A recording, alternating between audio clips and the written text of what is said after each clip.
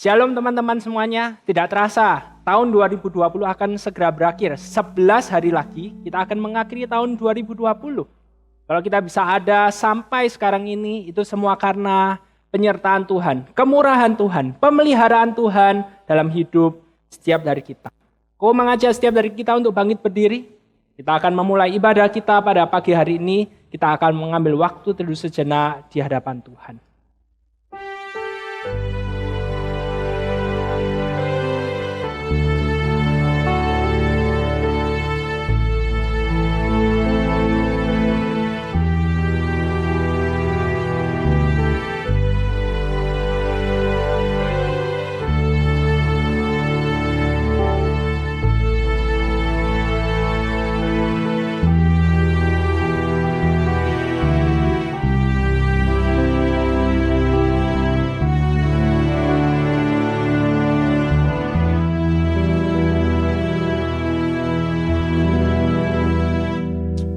Ibadah kita pada pagi hari ini, kita mulai dalam nama Allah Bapa, Allah Putra, dan Allah Roh Kudus.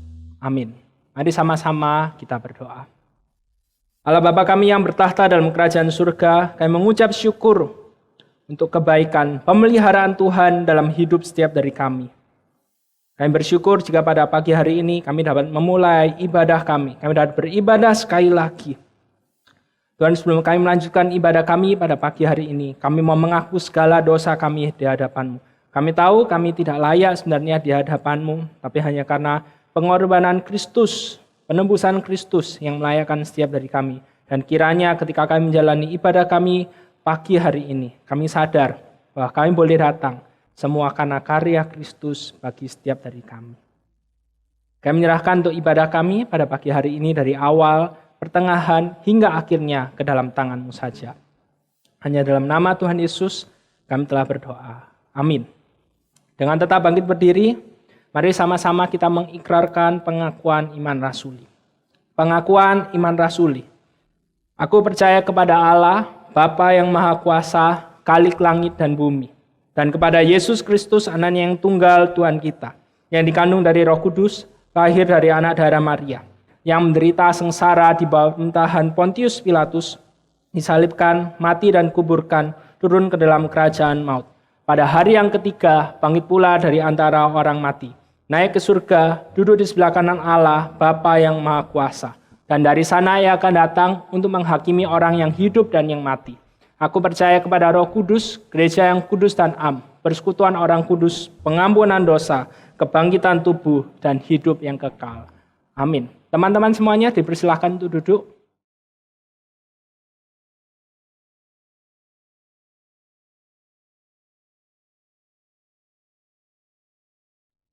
Shalom teman-teman, selamat pagi. Gimana kabar kalian semua? Gak kerasa ya udah bulan Desember aja. Tahun 2020 ini mungkin merupakan tahun yang sulit bagi kita semua. Tetapi tetaplah berserah kepada Tuhan, kita sambut hari lahir Juru Selamat kita. Bersama-sama kita naikkan pujian Gita Sorga Bergema.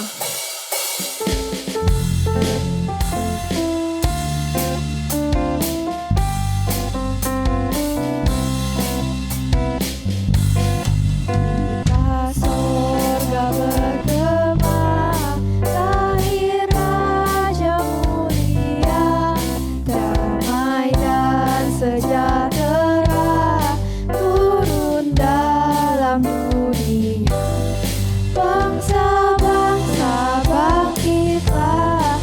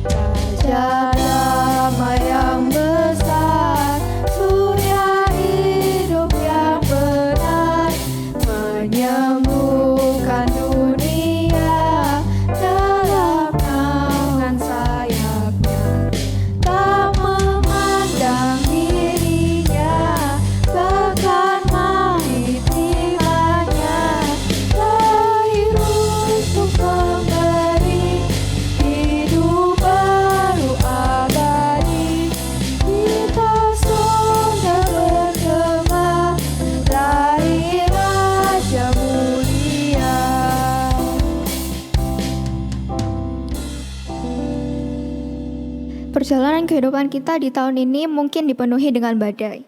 Tetapi jangan sampai kita patah semangat dan kehilangan kekuatan untuk melanjutkan hidup ini. Tetaplah berserah pada Tuhan dan terimalah sukacita surga.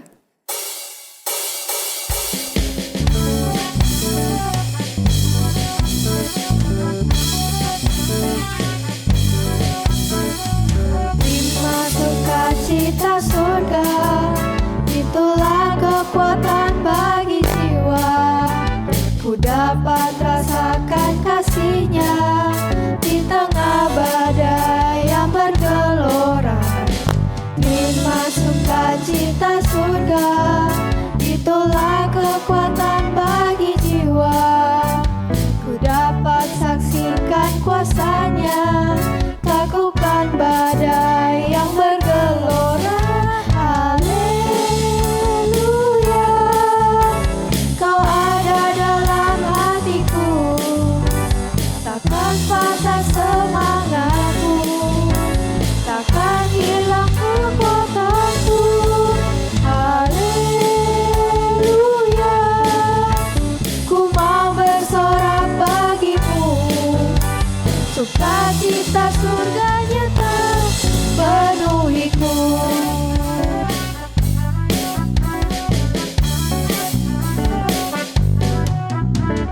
Terima sukacita surga, itulah kekuatan bagi jiwa.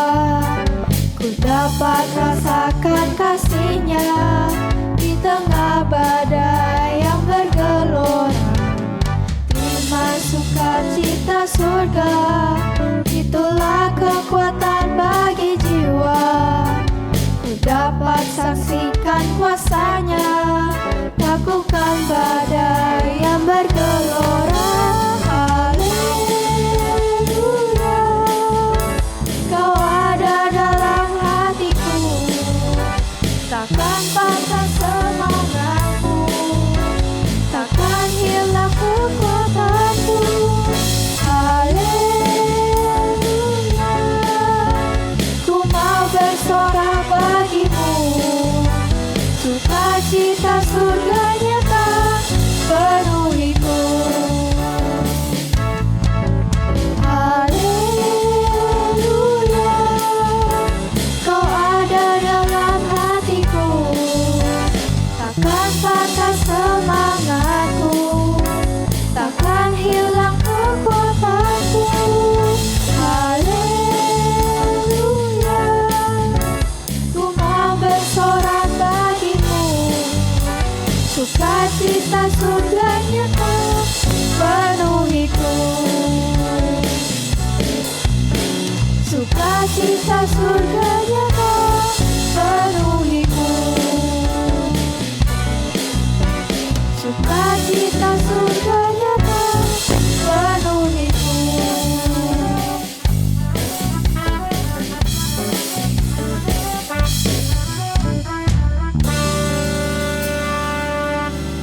Menyenangkan Tuhan merupakan hal terpenting dalam hidup ini. Marilah kita siapkan hati dan pikiran kita akan mendengarkan firman Tuhan. Biarlah Tuhan membentuk hati kita agar sesuai dengan kehendak-Nya. Kita naikkan pujian menyenangkan-Mu.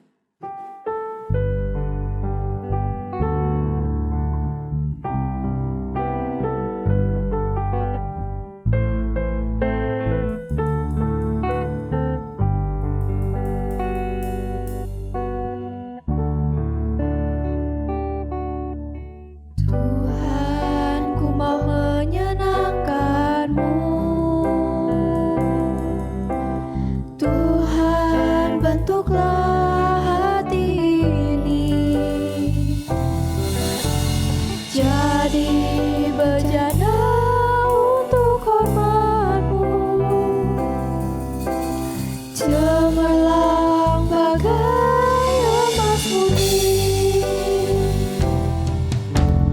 Tuhan, ku serahkan hatiku,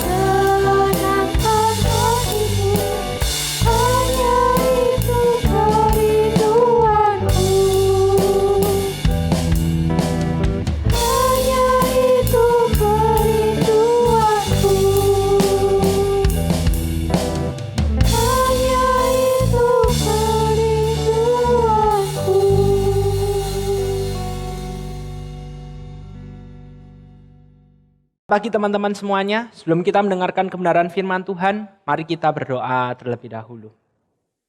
Allah Bapa kami yang bertahta dalam kerajaan surga, kami mengucap syukur untuk kebaikan Tuhan, kemurahan Tuhan, pemeliharaan Tuhan dalam hidup setiap dari kami. Kami telah memuji nama-Mu, sebentar lagi kami akan mendengarkan kebenaran firman Tuhan. Engkau yang hadir, Engkau yang berbicara kepada setiap dari kami, karena kami siap untuk mendengarkan dan melakukan kebenaran firman Tuhan dalam hidup setiap dari kami. Hanya dalam nama Tuhan Yesus kami telah berdoa. Amin. Teman-teman semuanya, mari sama-sama kita membuka Alkitab kita yang terambil dari Matius 2, ayat yang pertama sampai dengan 12. Matius 2, ayat yang pertama sampai 12. Kalau kita semua sudah menemukannya, Koko mengajak setiap dari kita untuk memperhatikan dan Koko akan bacakannya. Sesudah Yesus dilahirkan di Bethlehem, di tanah Yudea, pada zaman Raja Herodes, datanglah orang-orang Majus dari timur ke Yerusalem dan bertanya-tanya, di manakah dia, raja orang Yahudi yang baru dilahirkan itu? Kami telah melihat bintangnya di timur dan kami datang untuk menyembah dia. Ketika Raja Herodes mendengar hal itu, terkejutlah ia beserta seluruh Yerusalem. Maka dikumpulkannya semua imam kepala dan ahli Taurat bangsa Yahudi. Lalu dimintanya keterangan dari mereka, di mana Mesias akan dilahirkan.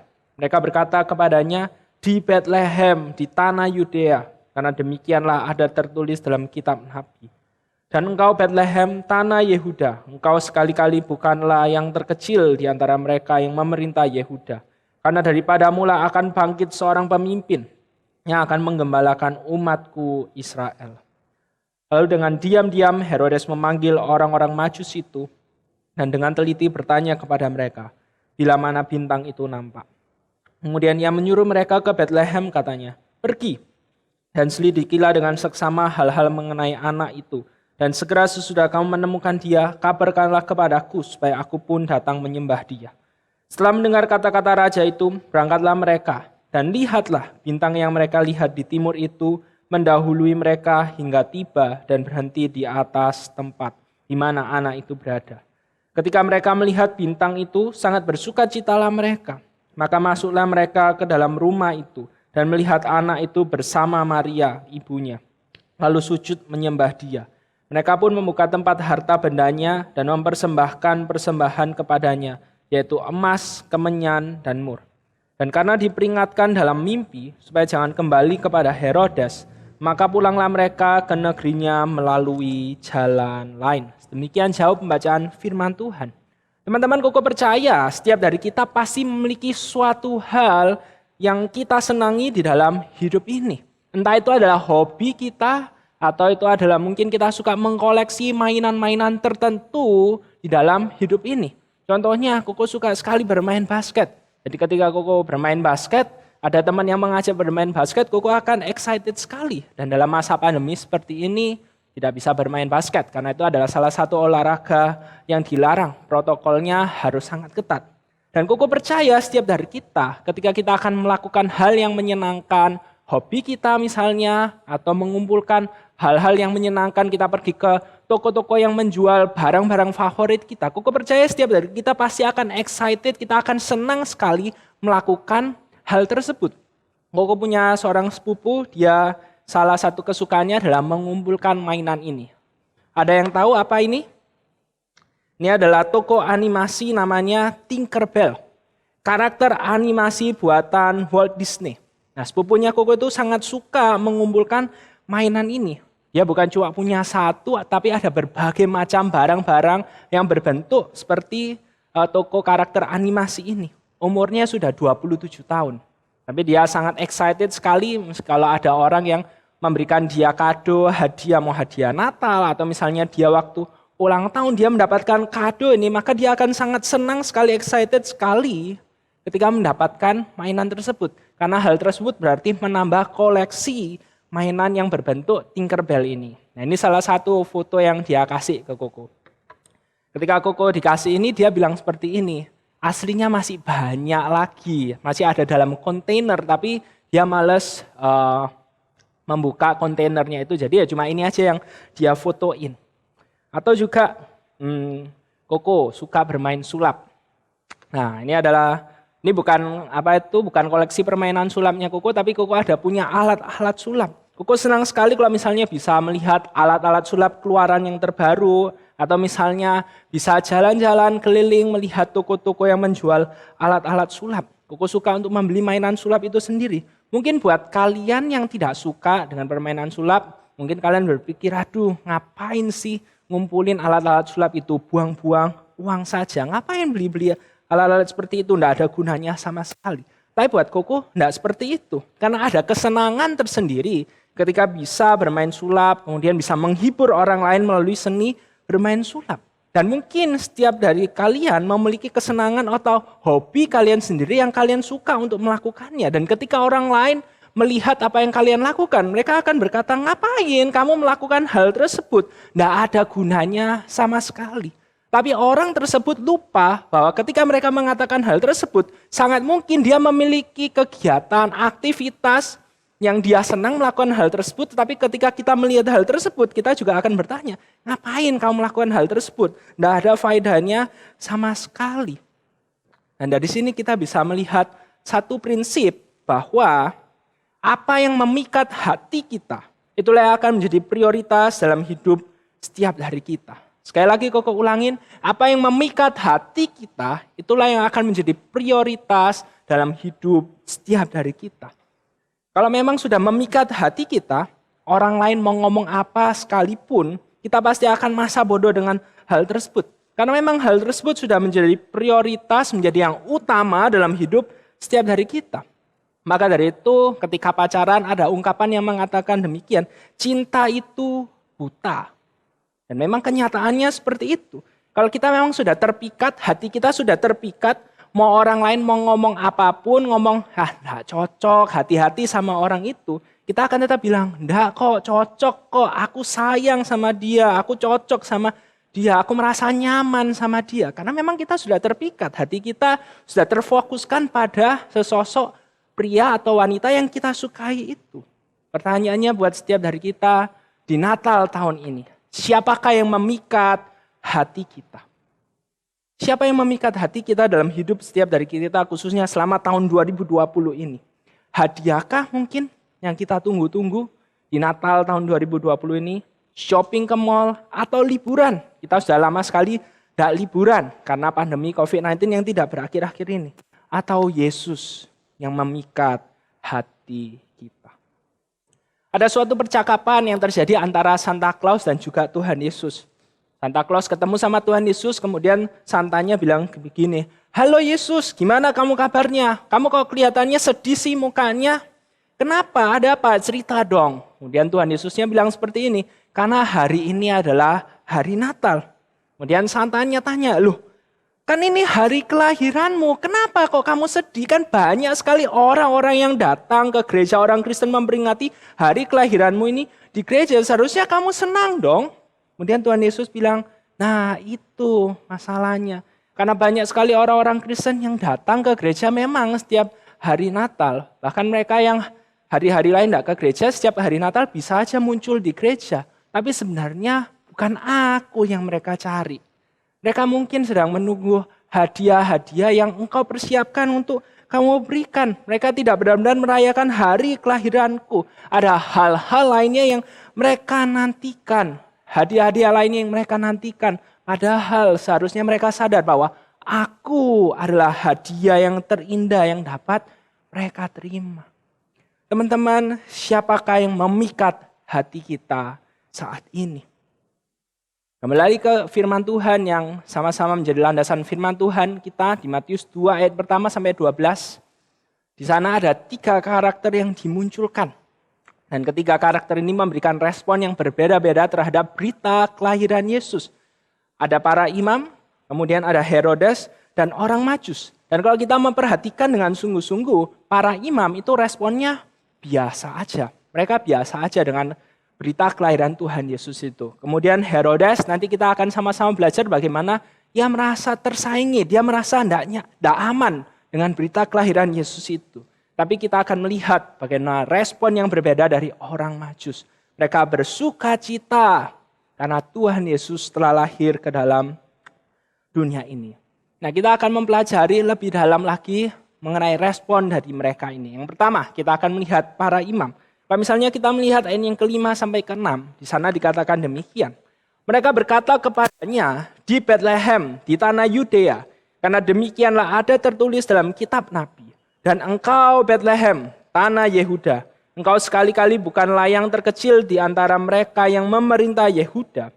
Karena daripada mula akan bangkit seorang pemimpin yang akan menggembalakan umatku Israel. Ini adalah jawaban yang para imam itu berikan ketika Herodes bertanya kepada mereka di mana Mesias itu akan dilahirkan. Dan jawaban mereka ini mengutip dari apa yang dinubuatkan dalam kitab Mika pasal yang ke-5 ayat yang pertama. Teman-teman, pada waktu itu para imam seharusnya adalah pihak yang paling tahu tentang berita kelahiran Mesias karena mereka yang belajar, mereka yang mengetahui isi kitab Taurat, kitab-kitab dalam perjanjian lama. Mereka pasti sangat familiar dalam nubuat-nubuat yang berkaitan dengan kedatangan Mesias ke dalam dunia ini. Tapi kita melihat bagaimana Alkitab tidak mencatat suatu respon yang seharusnya terjadi. Mereka biasa saja, tidak ada respon sukacita sama sekali. Pertanyaannya, kenapa kok hal ini bisa terjadi? Padahal mereka seharusnya yang paling tahu kapan Mesias itu datang. Orang-orang Yahudi pada waktu itu mengharapkan seorang Mesias yang sudah dijanjikan yang akan datang untuk membebaskan hidup mereka. Alasannya adalah karena memang pada waktu itu kondisi kerohanian para imam sedang menurun tajam dan juga terjadi banyak sekali praktek-praktek politik di antara para pemimpin orang Yahudi pada waktu itu. Hal ini terlihat jelas kalau misalnya kita membaca pelayanan Tuhan Yesus dalam Alkitab, dalam Injil Sinoptik, khususnya dalam khotbah Tuhan Yesus di bukit. Kita melihat bagaimana Tuhan Yesus menegur cara hidup orang-orang, para pemimpin, imam, ahli-ahli Taurat pada waktu itu. Mereka berdoa, tapi mereka berdoanya supaya mendapatkan pujian dari orang lain. Mereka berpuasa, tapi supaya mereka terlihat kudus dan suci. Mereka melakukan semuanya itu supaya mendapatkan pujian dari orang lain. Mereka tidak melakukannya dengan tulus. Apalagi kalau misalnya kita melihat kisah yang terkenal, yaitu ketika Tuhan Yesus masuk ke dalam bait Allah dan Tuhan Yesus memutar balikan meja-meja yang ada di bait Allah itu. Karena para imam pada waktu itu telah membuat bait Allah sebagai tempat berjualan, seharusnya sebagai tempat berdoa. Tapi para imam menjadikannya sebagai tempat berjualan dan mendapatkan untung dari persembahan-persembahan yang diberikan oleh orang-orang Israel pada waktu itu. Para imam tidak excited, tidak ada sukacita ketika mendengarkan berita kelahiran Tuhan Yesus. Karena memang sudah ada hal yang lainnya yang memikat hati mereka. Hingga akhirnya berita kelahiran Mesias yang seharusnya mereka sudah ketahui, itu tidak berarti apa-apa buat setiap hari mereka. Pertanyaannya, bagaimana dengan respon kita menjelang Natal tahun ini? Apakah ada semangat? Apakah ada excited menantikan perayaan kelahiran Tuhan Yesus ke dalam dunia ini? Atau mungkin kita tidak memikirkan hal itu. Ada hal-hal yang lainnya yang sudah memikat hati kita sehingga akhirnya kita lebih berfokus, kita lebih excited dengan hal-hal tersebut dibandingkan dengan kelahiran Tuhan Yesus ke dalam dunia ini. Lalu yang kedua, respon dari Herodes. Kalau misalnya kita lihat ayat 7-8, Raja Herodes inilah yang dilakukan. Lalu dengan diam-diam Herodes memanggil orang-orang Majus itu dan dengan teliti bertanya kepada mereka, bila mana bintang itu nampak.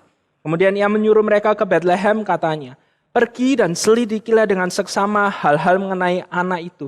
Dan segera sudah kamu menemukan dia, kabarkanlah kepadaku supaya aku pun datang menyembah dia.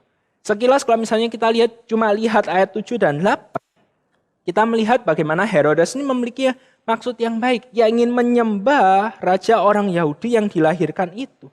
Tapi kalau misalnya kita lihat konteks dari Matius pasal yang kedua, kita bisa melihat ada motif yang lain di balik tindakan tersebut. Ada udang di balik batu. Dan yang ke-16-18 kita bisa melihat bagaimana ketika orang Majus itu tidak kembali, tidak kasih tahu bayi Yesus itu dilahirkan di mana. Raja Herodes menjadi marah, kemudian memerintahkan supaya semua anak laki-laki di Bethlehem yang berumur 2 tahun ke bawah itu dibunuh. Herodes melakukan tindakan ini karena ia merasa tersaingi. dan posisinya sebagai pemimpin sedang terancam. Pertanyaannya adalah kenapa kok Herodes itu merasa terancam, merasa tersaingi dengan bayi Yesus yang sangat lemah yang baru lahir di Bethlehem? Ada 3 alasan. Alasan yang pertama, Herodes sadar bahwa ia bukanlah pemimpin orang Yahudi yang sebenarnya. Nah, ini yang disadari oleh Raja Herodes ketika dia mendengarkan raja orang Yahudi itu lahir. Karena memang ia mendapatkan posisinya yang sekarang ini karena ia bekerja sama dengan orang Roma pada waktu itu yang menjajah orang Yahudi. Ia mendapatkan kekuatan secara politik. Maka dari itu ia bisa menduduki posisinya sebagai pemimpin orang Yahudi. Lalu yang kedua, Herodes itu punya pengalaman buruk berperang melawan bangsa dari timur.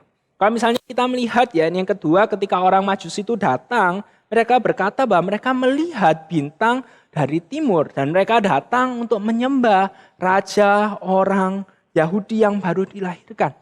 Ia takut bahwa nanti orang-orang Yahudi ini tuh akan menggabungkan kekuatan mereka dengan bangsa-bangsa di timur yang dulu dia takuti, yang dulu waktu berperang dia hampir kalah. Kemudian berperang melawan dirinya, mengalahkan dirinya dan mengangkat orang yang memang adalah keturunan orang Yahudi sebagai pemimpin mereka. Ini yang ditakuti oleh Raja Herodes. Dan yang ketiga, memang Herodes itu adalah pribadi yang insecure. Kalau kita melihat catatan sejarah dalam tahun terakhir pemerintahan Herodes, ada banyak sekali permasalahan yang terjadi khususnya berkaitan dengan penerus tahtanya. Herodes ini memiliki 10 istri. Dan anak-anak dari 10 istri tersebut saling bersaing untuk memperebutkan tahta yang sedang ia duduki itu. Dan selama ia memimpin, ia telah memenjarakan dan menghukum mati salah satu istrinya dan juga 2 anaknya. Kepribadian yang insecure, ambisinya untuk mempertahankan tahtanya sebagai pemimpin orang Yahudi, akhirnya membuat dirinya tidak bisa memberikan respon yang tepat terhadap kelahiran Yesus di dunia ini. Teman-teman melihat 2 respon yang tidak tepat dari para imam dan juga Herodes. Pertanyaan yang perlu kita pikirkan dan renungkan secara pribadi adalah, hal apakah yang membuat kita tidak memberikan respon yang tepat kepada Tuhan Yesus yang adalah pencipta, pemilik, dan penebus hidup kita? Apakah hal yang memikat hati kita saat ini, yang akhirnya menggantikan posisi Yesus yang seharusnya menjadi raja dalam hidup setiap dari kita? Tuhan Yesus yang telah menebus hidup setiap dari kita, hidup kita ini miliknya. Tapi apakah yang memikat hati kita sehingga akhirnya menyingkirkan Tuhan Yesus yang seharusnya menjadi fokus mendapatkan perhatian utama seluruh tenaga kita berikan kepada Tuhan Yesus. Tapi karena ada hal yang lainnya yang memikat hati kita sehingga akhirnya kita melupakan Yesus dan kita lebih mengejar hal tersebut. Aku berharap ini menjadi satu pemikiran yang perlu untuk kita renungkan bersama-sama dalam hidup setiap dari kita. Lalu respon yang ketiga dari orang-orang Majus. Dalam ayat yang ke-10 sampai 11 di sana dikatakan demikian. Ketika mereka melihat bintang itu, sangat bersukacitalah mereka. Maka masuklah mereka ke dalam rumah itu dan melihat anak itu bersama Maria ibunya. Lalu sujud menyembah dia. Mereka pun membuka tempat harta bendanya dan mempersembahkan persembahan kepadanya, yaitu emas, kemenyan, dan mur. Respon yang diberikan oleh orang Majus ini sangat berbeda dengan apa yang diberikan oleh para imam dan juga orang Herodes. Para Majus ini itu sangat bersukacita sekali. Dikatakan dalam firman Tuhan mereka bersukacita, dan kalau misalnya kita melihat kata kerja di ayat 10 dan 11, itu semakin meningkat intensitasnya. Dari bersukacita, kemudian mereka menyembah, dan juga akhirnya mempersembahkan hadiah yang terbaik. Ini adalah kata kerja yang menunjukkan intensitas dari tindakan yang mereka lakukan. Bersukacita, menyembah dan mempersembahkan persembahan yang terbaik. Teman-teman, sangat mungkin sekali penyembahan yang dilakukan oleh orang-orang Majus pada waktu itu. Mereka lakukan tanpa menyadari bahwa Tuhan Yesus ini itu adalah juru selamat yang akan menyelamatkan umat manusia dari hukuman dosa. Mereka hanya menyembah Yesus, bayi Yesus itu sesuai dengan nubuatan yang mereka ketahui. Dari dokumen-dokumen yang mereka baca tentang sejarah orang Yahudi, mereka mengetahui bahwa ia adalah raja orang Yahudi. Dan kalau misalnya kita melihat persembahan yang mereka berikan, ini adalah persembahan yang memangnya diberikan biasanya kepada bayi dari seorang raja yang baru lahir. Dan kalau kita melihat di sini, kalau waktu itu saja orang-orang Majus itu belum mengerti siapa Yesus, bahwa Yesus akan menjadi seorang juru selamat, tapi mereka memberikan penyembahan, mereka bersukacita, mempersembahkan yang terbaik. Apalagi setiap dari kita. Kita sudah tahu siapa Yesus itu. Firman Tuhan menyatakan dengan jelas kepada setiap dari kita bahwa Yesus adalah juru selamat.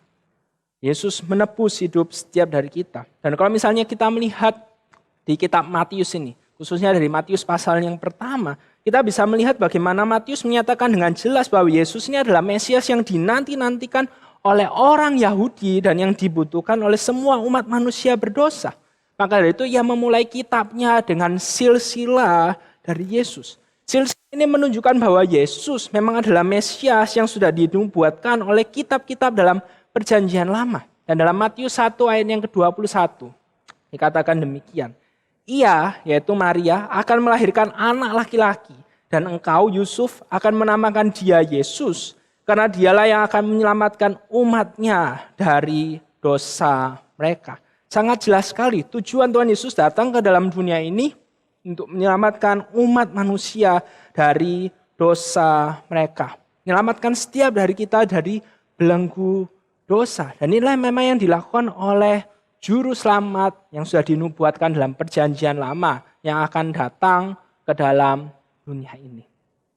Ada seorang pakar matematika yang melakukan sebuah penghitungan.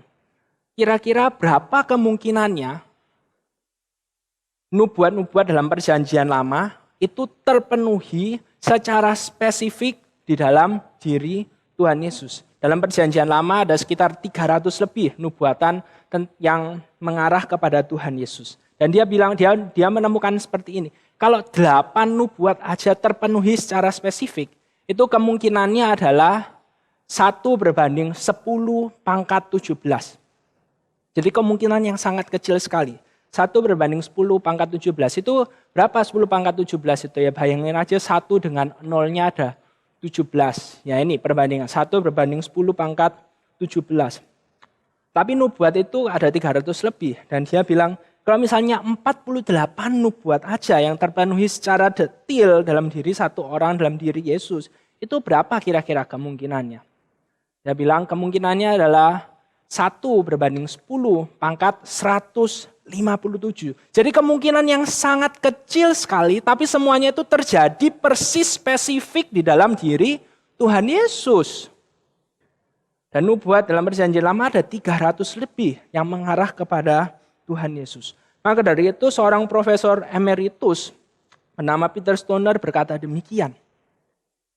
Any man who rejects Christ as the Son of God is rejecting a fact proved perhaps more absolutely than any other fact in the world. Kalau ada orang yang menolak Kristus sebagai anak Allah, maka sebenarnya dia sedang menolak sebuah fakta yang sudah benar-benar terbukti. Bahkan tidak ada bandingannya lagi dari fakta-fakta yang ada di dunia ini. Karena itu sudah benar-benar terbukti. Ketika kita melihat hal ini, pertanyaannya buat setiap dari kita. Kita sudah tahu, sudah terbukti bahwa Kristus adalah juru selamat yang datang ke dalam dunia ini.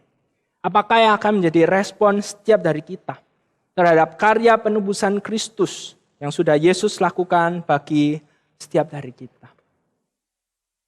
Teman-teman, Tuhan Yesus menunggu setiap dari kita untuk memberikan respon yang tepat kepada dirinya. Dan sampai kita memberikan respon seperti para imam, Herodes, biarlah kita bisa memberikan respon yang tepat terhadap kelahiran Yesus di Natal tahun ini. Kita perlu memeriksa hati setiap dari kita. Apakah ada hal-hal yang menghalangi kita untuk kita memberikan respon yang tepat kepadanya.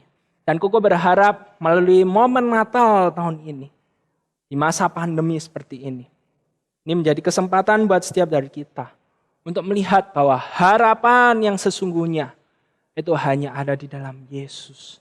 Biarlah kita memberikan fokus hidup kita kepada Yesus saja, yang adalah juru selamat, penebus hidup setiap dari kita. Amin. Mari sama-sama kita berdoa. Allah Bapa kami yang bertahta dalam kerajaan surga, dan mengucap syukur untuk firman Tuhan yang boleh kami dengarkan pada pagi hari ini. Biarlah firman Tuhan ini mengingatkan kami untuk bisa rekomitmen, membuat fokus hidup kami kembali lagi kepadamu saja, dan tidak kepada hal-hal yang lainnya, dan meninggalkanmu di dalam hidup ini. Tuhan yang tolong mampukan setiap dari kami, karena dunia ini memang terlihat begitu menarik, tapi biarlah kami dapat menyadari bahwa hanya di dalam-Mu saja ada harapan yang sejati, sukacita yang sejati, damai sejahtera yang sejati. Hanya dalam nama Tuhan Yesus kami telah berdoa. Amin. Sepanjang kehidupan kita udah merasakan kasih Tuhan yang tak terhitung jumlahnya. Setiap hari selalu ada yang baru dan tidak akan berakhir sampai kapanpun. Marilah memberikan sebagian kecil dari apa yang kita miliki, dengan itu kita naikkan pujian Tuhan Yesus baik.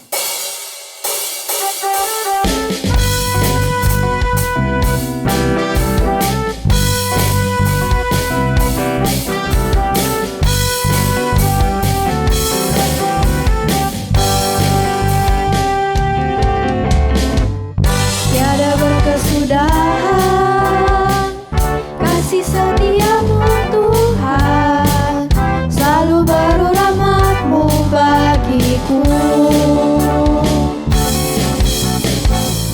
Hari berganti hari, tetap kulihat kasih-Mu, tak pernah berakhir di hidupku.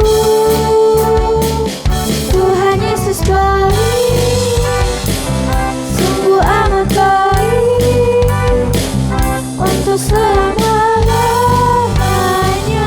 Tuhan Yesus baik, Tuhan Yesus baik, sungguh amat baik, untuk selama-lamanya. Tuhan Yesus baik. Tiada berkesudahan kasih setiamu Tuhan, selalu baru rahmat-Mu bagiku. Hari berganti hari, tetap kulihat kasih-Mu, tak pernah berakhir di hidupku. Tuhan Yesus baik, sungguh amat baik, untuk selama-lamanya. Tuhan Yesus baik, Tuhan Yesus baik, sungguh amat baik, untuk selama-lamanya. Tuhan Yesus baik, untuk selama-lamanya, dari selama-lamanya sampai selama-lamanya. Tuhan Yesus baik.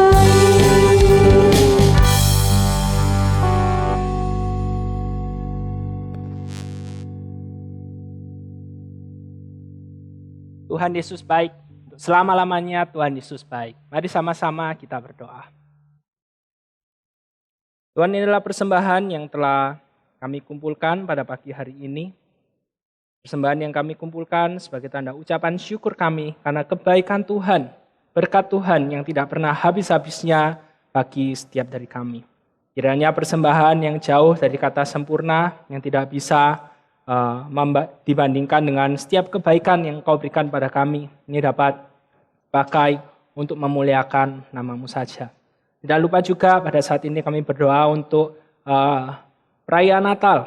Menjelang berjalannya bulan Desember, akan banyak sekali orang-orang yang merayakan Natal. Tuhan tolong agar perayaan Natal yang dirayakan tahun ini bukan hanya sekedar happy-happy, hura-hura, tapi benar-benar menjadi suatu perayaan momen di mana kami mengingat Engkau datang ke dalam dunia ini. Karena kasih-Mu yang begitu besar, Engkau mau datang bukan untuk bersenang-senang di dunia ini, tapi untuk melayani, bahkan sampai mati di atas kayu salib. Biarlah momen Natal yang kami rayakan tahun ini bisa menjadi pengingat bahwa Engkau adalah satu-satunya harapan dalam hidup kami, meskipun sekarang kami berada dalam masa pandemi yang kami tidak tahu kapan berakhirnya. Dan tidak lupa juga kami berdoa menyerahkan untuk pandemi COVID-19 yang tidak kunjung selesai, baik di Indonesia dan di seluruh dunia.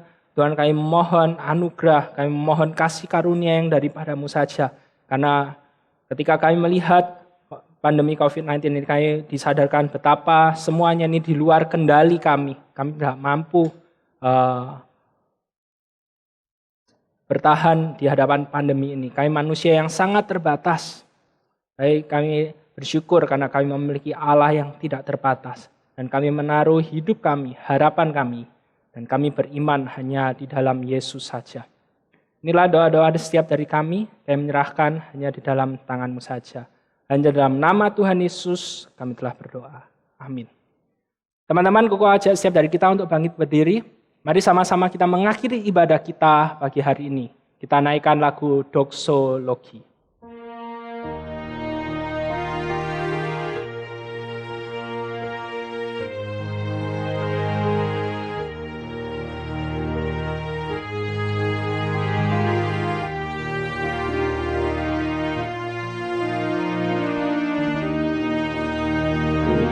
Puji Allah sumber berkat, puji Dia semua ciptaannya,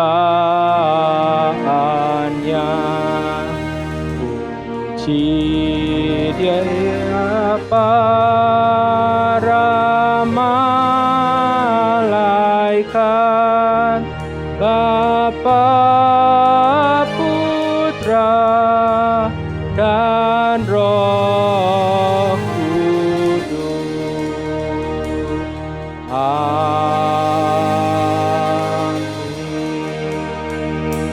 Mari sama-sama kita tundukkan kepala, kita berdoa.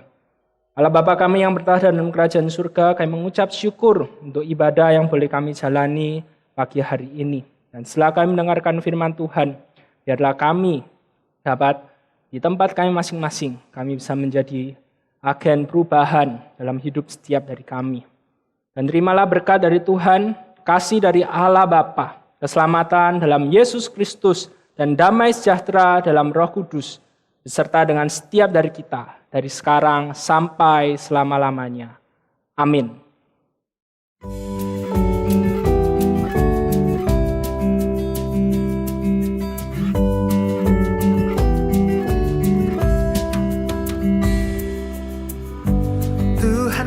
Kekuatan dan mazmurku, Dia gunung batu dan keselamatanku. Hanya padamu hatiku percaya, Kaulah menara dan kota perlindungan.